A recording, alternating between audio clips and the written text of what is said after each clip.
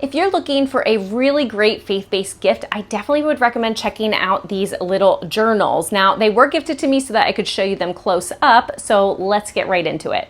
These journals come in a pack of 10 and you have different writing on each one of them. So it has a word like blessed, capable, brave, chosen, fearless, all these different words, and it is paired with scripture right on the front cover in gold.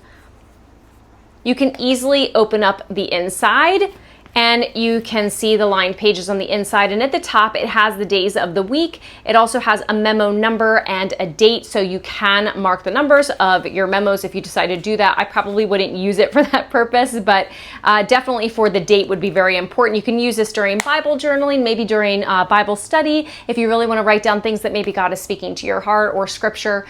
Just a really, really great option.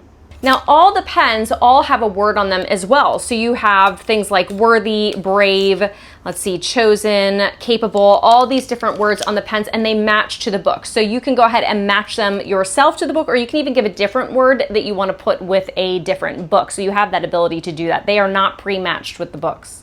Each one is roughly 6.1 inches by 3.74 inches. And these do come in a set of 10, and they are made out of leather. Now, the way that these come packaged, there actually is a little bit of an imperfection, a mark or a dent from the book that was in front of it from the little button. So it is something just to be aware of if you're purchasing these books, but they are a great gift idea, especially for things like graduation even, or birthdays. And if you are maybe a church, it would be great to be able to give these out to your graduates, the young graduates in your church, or any kind of ministry really. Definitely a great faith-based gift worth checking out.